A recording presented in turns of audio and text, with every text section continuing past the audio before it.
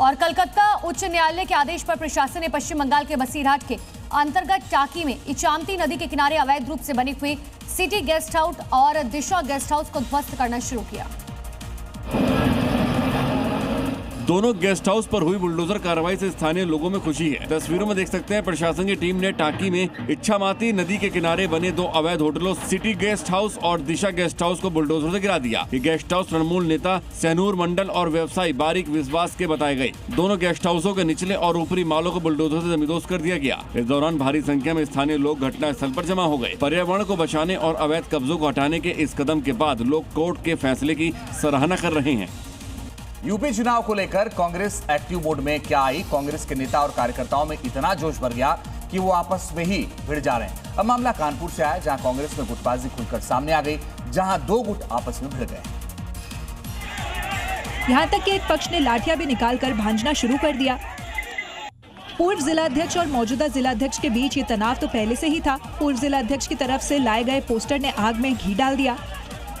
Party के राष्ट्रीय महासचिव और प्रदेश प्रभारी राजेंद्र पाल गौतम के सामने अपने शक्ति प्रदर्शन की चाहत इतनी बिगड़ गई कि उनके सामने ही दोनों पक्ष भिड़ गए।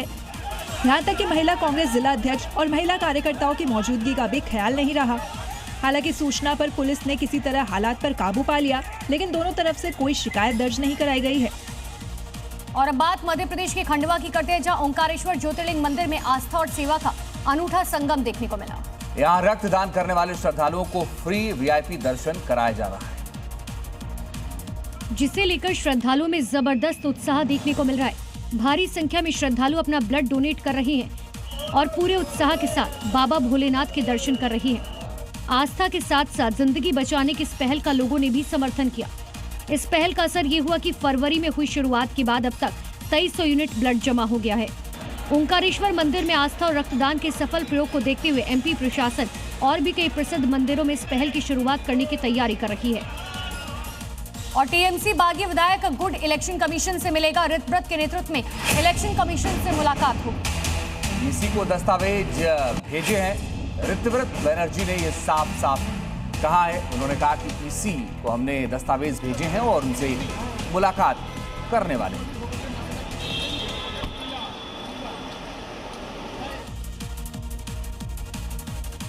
और अब देखते हैं दिल्ली की 5 बड़ी खबर। दिल्ली में बदला मौसम का मिजाज, कई इलाकों में हुई तेज बारिश, तापमान में भारी गिरावट दर्ज की गई। वहीं लोगों को उमस भरी गर्मी से राहत मिली।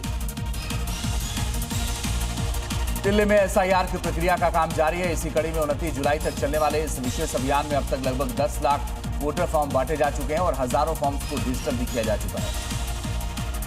दिल्ली सरकार ने प्रदूषण से निपटने के लिए एक स्थायी विंटर पॉल्यूशन मास्टर प्लान लागू कर दिया। इसके तहत हर साल 1 नवंबर से 28 फरवरी तक निर्माण कार्य और कचरा जलाने पर बेहद सख्त पाबंदियां रहेंगी। दिल्ली पुलिस की क्राइम ब्रांच को बड़ी कामयाबी मिली है। टीम ने अवैध हथियारों के साथ टिल्लू ताजपुरिया गैंग के वांटेड 2 बदमाशों को दबोचा है।